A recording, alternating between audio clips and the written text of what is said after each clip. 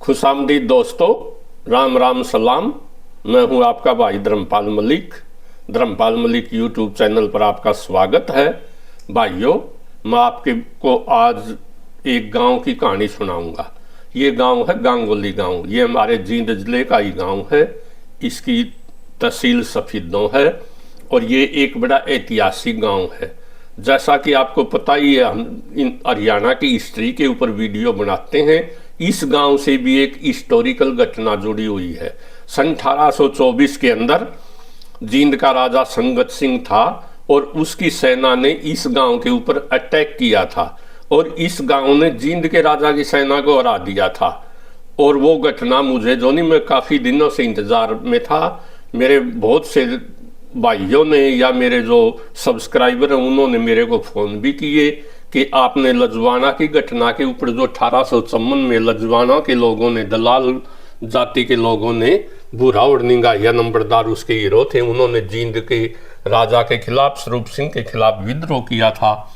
1864 में दादरी के सांगवानों ने जो नहीं जींद के राजा के खिलाफ विद्रोह किया था और राजा रघबीर सिंह था उस टाइम, राजा स्वरूप सिंह का लड़का। तो इसी प्रकार का एक विद्रोह सन 1824 के अंदर भी गांव गांगोली में, जींद के रियासत में, जींद के राजा के खिलाफ किया था और उन लोगों ने भी जींद की सेना को हराया था। और ये घटना जो नहीं मुझे वर्बल मौखिक रूप से बहुत से लोगों ने बताई, लेकिन मैं बगैर लिखित सबूत के एक भी सबूत नहीं बोलता, एक भी शब्द नहीं बोलता, क्योंकि बहुत से लोगों ने मुझे धमकी दी थी। आजकल जो नहीं जैसा आप दौर है, मीडिया के ऊपर जो नहीं मीडिया का गला घोंटा जा रहा है, आपको सबको पता है। उन्होंने कोर्ट केस करने की धमकी दी। उसके बाद मैं बगैर लिखित सबूत के कोई भी शब्द नहीं बोलता। अब मुझे ये एक किताब मिली है, देशवाल गोत्र का इतिहास भाग 2। तो ये जो नहीं कप्तान सिंह ने लिखी है, कप्तान सिंह देशवाल ने। इसके अंदर पेज नंबर 111 के ऊपर गांगोली गांव के बारे के अंदर लिखा हुआ है और इस लड़ाई के बारे में भी लिखा हुआ है। इसी तरह से देशवाल और जोनी दलाल गोत के ऊपर ये एक किताब है डेंजली विक्सन की, जो 1883 के अंदर लिखी गई थी। पंजाब की कौन कौन सी जातियां हैं और जोनी उसमें जोनी राजपूतों के बाद सभी जातियों के बारे में लिखा है, जाटों के बारे में भी लिखा है और जाटों के गोतों के बारे में भी लिखा है। तो दलाल गोत और देशवाल गोत के बारे में भी इस किताब के अंदर पेज नंबर 130 के ऊपर लिखा हुआ है, जो मैंने अंडरलाइन भी किया है। और वो जोनी डेंजली विक्सन लिखता है कि दलाल, मान, देशवाल और सुहाग ये चारों भाई हैं। और इस बात का ये सबूत है, ये चारों भाई हैं, क्योंकि ये आज भी आपस में इनकी शादियां नहीं होती, इंटर मैरिज नहीं होती, ये अपने आप को एक दूसरे का भाई मानते हैं। ये इस किताब के पेज नंबर 130 के ऊपर लिखा हुआ है। तो ये लड़ाई हुई थी राजा संगत सिंह के समय में। राजा संगत सिंह का राज था 1822 से और 1834 तक। वो केवल 11 साल का गद्दी के ऊपर बैठ गया था 1822 के अंदर, क्योंकि उसके पिताजी फतेह सिंह की ज़्यादा शराब पीने के कारण 1822 के अंदर केवल 33 वर्ष की उम्र में मृत्यु हो गई थी। तो इस किताब के अंदर ये राजा जो पंजाब लिफिल ग्रिफन की किताब है, इसके अंदर जोनी कम से कम जींद का इतिहास जोनी 100 पेजों के अंदर दिया हुआ है और ये जोनी 334 नंबर पेज के ऊपर संगत सिंह का जिक्र आता है।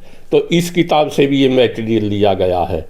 हमारी जो भी वीडियो होती है हम कोशिश करते हैं वो ऑथेंटिक हो, ताकि कोई दिक्कत आए तो हम अपने आप को कोर्ट में बचा सकें। तो आज हम इसी घटना के बारे में और गांव गांगोली के बारे में आपको बताऊंगा। ये गांगोली गांव जो नहीं जींद जिले के अंदर है, सपिंदो तहसील है, पिल्लू खेड़ा के पास है और जो नहीं ये 1247 के अंदर देशवाल गोत्र के जाटों ने बसाया था। कैसे बसाया, ये देशवाल कहाँ से आए? देशवाल गोत के जाट कहते हैं कि हमारा निकास लाडहोत गांव से है और ये गांव है जिला रोहतक के अंदर। वहाँ से 1080 के अंदर जो है नहीं देशवाल गोत्र के गांव सफीदों के पास एक खेड़ा होता था, चांद समंद, और वो खेड़ा था पठानों का। और उनको जो नहीं सफीदों के मुसलमान तंग करते थे, उनके पशु वगैरह चुरा भी लेते थे और उनको जो नहीं वैसे भी तब फसलें उजाड़ देते थे और उनकी पिटाई भी कर देते थे। उन पठानों का एक दोस्त था लाढौत गांव का, देसवाल गोत का एक जाट। उसने अपनी समस्या उनको बताई और 8 परिवार देसवाल गोत के सन 1080 के अंदर जोनी चांद संबंध नामक गांव में सफेदों के पास आकर के बसने लगे। उन्होंने जोनी सफेदों के मुसलमानों का मुकाबला किया और उनको हरा दिया। गांव चैन सुख से रहने लगा। वो लगभग 150 साल तक जोनी चांद संबंध गांव में रहे, लेकिन वहाँ एक महामारी आ गई, जैसे पीछे कोरोना की बीमारी आई थी। और इसी तरह का जोनी राज होता था उस टाइम, जैसे अब थालियाँ बजाओ और कोरोना का दूर करो, मोमबत्तियाँ जलाओ कोरोना का दूर करो। बहुत से पठान मर गए, केवल उनके 2-4 परिवार बचे और देश वालों का भी नुकसान हुआ, लेकिन कम नुकसान हुआ। वो 2-4 घर पठानों के वो भी गांव को, चांद समंद गांव को छोड़कर चले गए। फिर जोनी देश वालों ने भी उस खेड़े को, उस गांव को छोड़ दिया और वो खेड़ा बेचिराग होगा और वो खेड़ी नामक गांव के अंदर आकर रहने लगे। वो खेड़ी भी एक मुसलमानों का गांव था, मुसलमानों का खेड़ा था, लेकिन वहाँ भी उनको ठीक नहीं आई और वहाँ से चलकर वो एक खेड़िया नाम का खेड़ा था, बेचिरा खेड़ा, वहाँ आकर बसने लगे।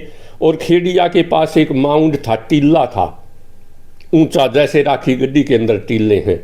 उन्होंने उस जन टीले के पास 3 तालाब थे और उन तालाबों के पास जोनी उन्होंने अपना एक गांव बसाया और इन तालाबों के नाम थे रामसर तालाब और जोनी कुंड तालाब और जोनी डेगा वाला तालाब। उस टीले के अंदर चौधरी गंगली ने एक गांव बसाया और चौधरी गंगली के नाम पर ही उस गांव का नाम गांगोली बन गया। ये है 1247 की घटना। इस गांव के अंदर जोनी बड़े बड़े लोग, जोनी विद्वान भी पैदा हुए हैं, पहलवान भी हुए हैं। लक्ष्मण सिंह पहलवान जो था वो बहुत बड़ा पहलवान था और हमारा हरियाणा कहा जाता है जमुना घाघर दार में बसे देश हरियाणा जी। जमुना और घाघर के बीच में उसके मुकाबले का कोई पहलवान नहीं था। इसी तरह से सन 1937 के अंदर पॉलिटिकली भी ये गांव बड़ा अवेकंड गांव है, जागरूक गांव है। 1937 के अंदर चौधरी दीवान सिंह देसवाल कांग्रेस पार्टी से इस गांव के एमएलए बन गए थे, जबकि वो दौर चौधरी देवीलाल चौधरी जोनी छोटू राम का दौर था।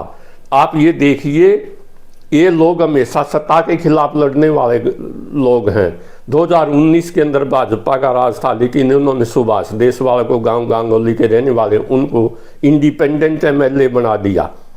इसी प्रकार से अब 2024 के अंदर जो ब्रह्मचारी सतपाल जी को सोनीपत लोकसभा से इस गांव के लोगों ने, वो इसी गांव के रहने वाले हैं ब्रह्मचारी जी, उनको भी एमपी बना दिया। देशवालों का एक जैसा संगठन मैंने कभी नहीं देखा। केवल 2024 के अंदर 2 देशवाल खड़े हो गए, जसवीर देशवाल और सुभाष देशवाल। जैसा कि एक कहावत है, जाटों को या मारे जाट या मारे करतार, तो जाटों ने देशवालों को ही हरा दिया। ये इस प्रकार से ये बातें सिद्ध करती है ये गांव जो नहीं एक प्रोग्रेसिव गांव है। इस गांव के अंदर स्वतंत्रता सेनानी भी हुए हैं, जैसे चौधरी रिसाल सिंह, चौधरी गिरदाला, तुलसीराम जी और शेर सिंह स्वतंत्रता सेनानी हुए हैं। इस देश के गांव अब भी अनेक फौज के अंदर अफसर हैं और जोनी अनेक सैनिक हैं। ये फौजियों का गांव है। इस प्रकार ये अपने आप को सिद्ध करते हैं कि इस गांव के अंदर मार्शल लोग रहते हैं और सभी गांव का बहुत बड़ा भाईचारा है। और उसका सबसे बड़ा सबूत जोनी ब्रह्मचारी के साथ गांव का जोनी एक एक वोट, और बल्कि 4 गांव, इस गांव में से 3 गांव और बसे हैं। 4 गांव जो नहीं उन्होंने ब्रह्मचारी जी का साथ दिया, तन मन धन से साथ दिया, वोट मांगे, उनको जितवाया। तो जो इस घटना का मैं जिक्र कर रहा हूँ ये 1824 की घटना है। 1822 के अंदर जो 1822 के अंदर जींद का राजा फतेह सिंह जो नहीं वो स्वर्ग सिधार गया। फिर उसका बेटा जिसकी उम्र केवल 11 साल थी राजा संगत सिंह बना। 1824 में उसने शादी की और 1824 के अंदर एक गांगोली गांव के अंदर उसके खिलाफ एक रिवोल्ट होगा। रिवोल्ट क्यों हुआ? क्योंकि राजा की उम्र केवल 23 साल थी और जींद गांगोली गांव के अंदर एक जींद का थाना कहो या चौकी कहो, उसमें चौकी थी। वो चौकी कुंड तालाब के किनारे पे थी, तालाब पक्का था। तालाब में 3 घाट थे, एक घाट हिंदुओं के लिए, एक मुसलमानों के लिए, एक पशुओं के लिए। तालाब का पानी पीने के लिए और घरेलू कार्यों के लिए भी प्रयोग किया जाता था। तो जो पुलिस वाले थे उन्होंने हिंदुओं की लड़कियों को कुछ अपशब्द कह दिए। इस पर जो नहीं उन्होंने बड़ी बेइज्जती मानी। और जैसा कि हमने पता ही है तो इस प्रदेश की जनता जो नहीं वो हमेशा जो नहीं विद्रोह करती रही है। विद्रोह कब करती है? जब जब ज्यादती करती है राजा हो या सरकार तो लोग विद्रोह कर देते हैं। फैज अहमद फैज ने एक जगह कहा है, यूं ही उलझती रही है जुल्म से खलक, न उनकी रस्म नई है न अपनी रीत नई है। यूं ही खिलाए हैं हमने आग में फूल, ना उनकी हार नई है ना अपनी जीत नई है। ये हमने दोनों किसान आंदोलन देखा, पीछे 13 महीने तक चलता रहा। तो ये हार और जीत किसानों की और राज की चलती रही है। इसी प्रकार जींद की रियासत के अंदर भी चलती रही। 1824 में गांगुली गांव के लोगों ने रिवोल्ट किया, 1854 में लजवाना गांव के लोगों ने रिवोल्ट किया, 1864 में जींद रियासत के राजा के खिलाफ दादरी के लोगों ने, सांगवानों ने, जिनके 13 गांव उन्होंने रिवोल्ट किया। तो ये सरकार और किसानों की लड़ाई चलती रहती है, ख़त्म होने वाली नहीं है। तो गांव में थाना था, गांव के अंदर थाना जो नहीं वो अच्छा नहीं समझा जाता। एक भजन के अंदर हमारे ऐचरा कला विस्फिदो डिस्ट्रिक्ट के अंदर है, वहाँ के जोनी पंडित जगदीश चंद्र जी ने एक भजन लिखा, बड़ा बहुत बढ़िया भजन है। सुख थोड़े दुख गणे जगत में भोगे कष्ट रानी, किस किस के दुख दूर करेगी दुनिया दुखी फिर रानी। तो वो लिखते हैं, उलझा ताना बैर पुराना, गांव में थाना दुखी करे। तो ये गांगुली गांव के अंदर एक चौकी थी या थाना था, गांव में थाना दुखी करे, और इसी के खिलाफ रिवोल्ट था।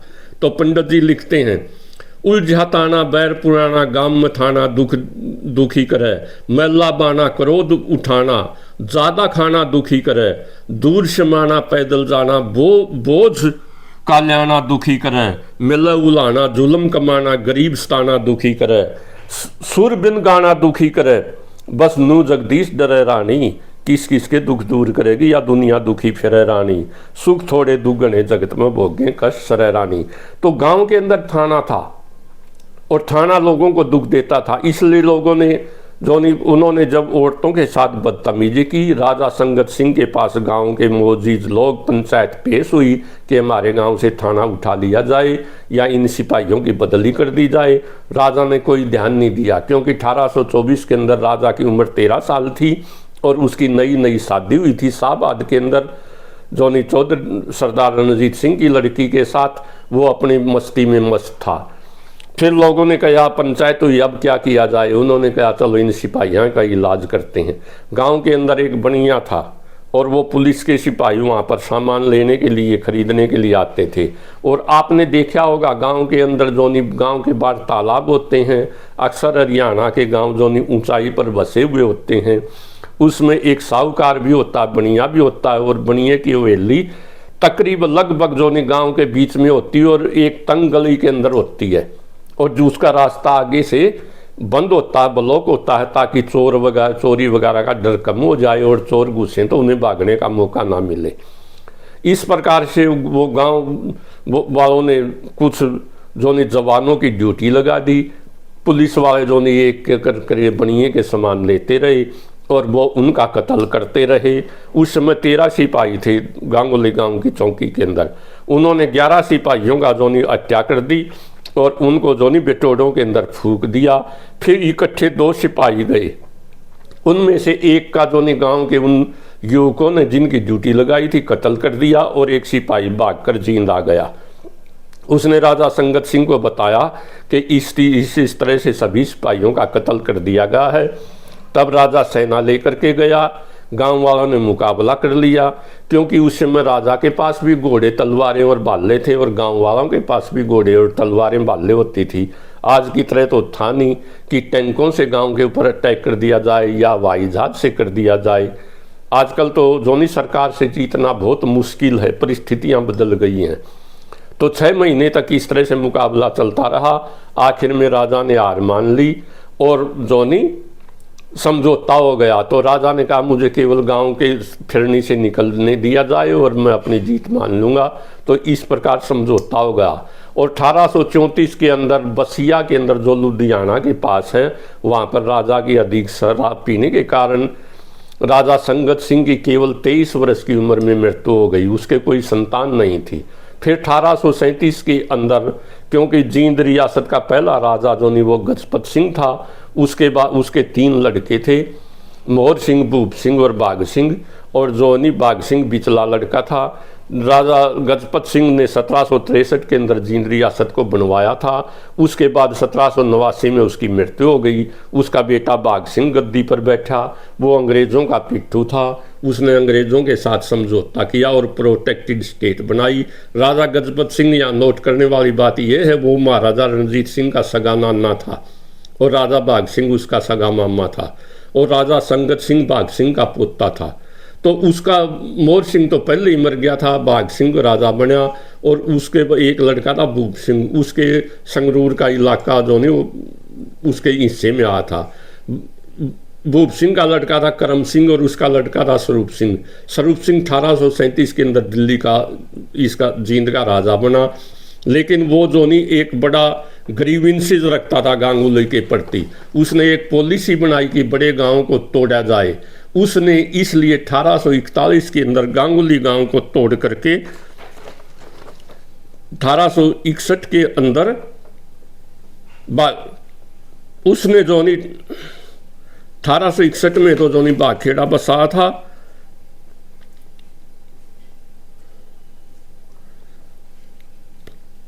उसने आडवा नाम का गांव जो नहीं वो बसाया 1841 के अंदर।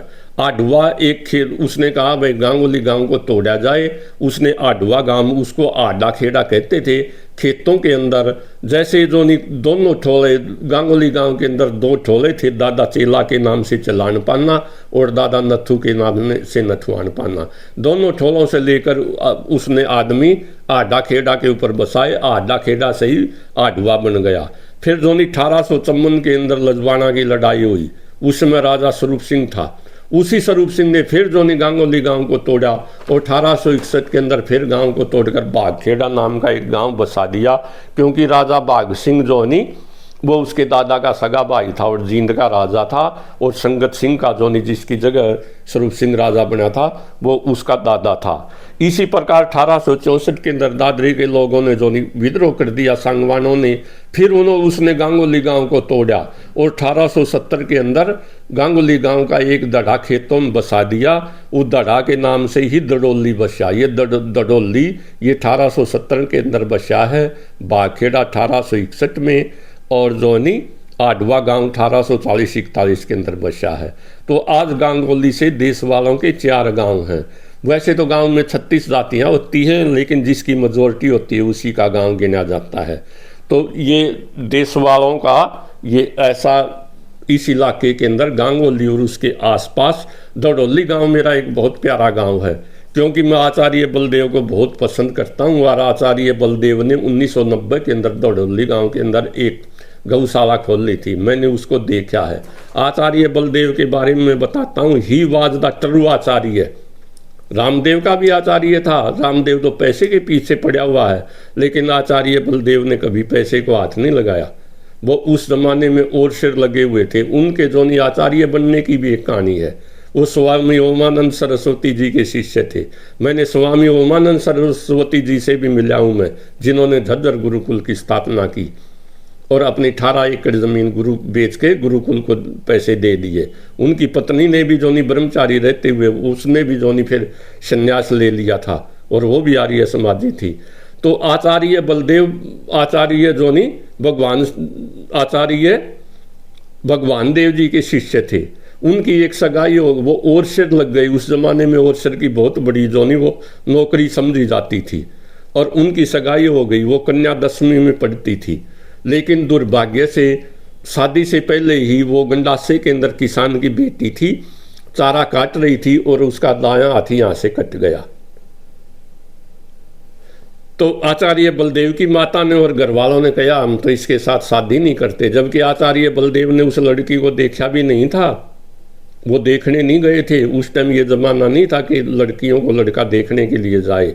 तो आचार्य बलदेव ने कहा क्यों, मैं तो उसी लड़की से शादी करूँगा, उस लड़की के दिल पर क्या गुजरेगी। उन्होंने कहा नहीं, अब वो टूंडी होगी, हाथ कट गया। आचार्य बलदेव कहने लगे अगर शादी के बाद उसका हाथ कट जाता तो फिर क्या करते। तो घर वालों ने कहा तुझे नहीं पता दुनियादारी का। तो आचार्य बलदेव ने दुखी होकर नौकरी भी छोड़ दी और कहा हम शादी करते ही नहीं, करते तो उसी से करते, और वो समाज सेवा के अंदर लग गए। ऐसे थे आचार्य बलदेव जी। और वो दडोली गांव में उन्होंने धर्मशाला, वो गौशाला खुलवाई, मैंने वो देखी है। मैं आचार्य बलदेव जी का बहुत बड़ा कदरदान हूँ।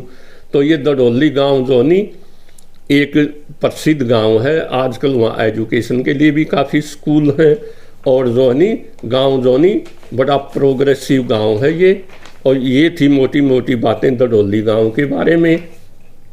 मैं आपको ये और बता दूं, देशवाल गोत के जो नहीं, वो देशवाल एक कबीला है। पहले गोत आया संसार के अंदर, फिर जातियां आई। जातियां धंधों से बनी है। जो खेती करता है, हल चलाता है या हल जोतता है, उसे किसान कहते हैं, और किसान का पर्यायवाची है जाट। लेकिन गोत बड़ी चीज है। बाजे भगत सुसाने का आपने नाम सुना होगा, बाजे भगत नाई, वो जाति से नाई थे, और उनका गोत जो है नहीं वो देशवाल था।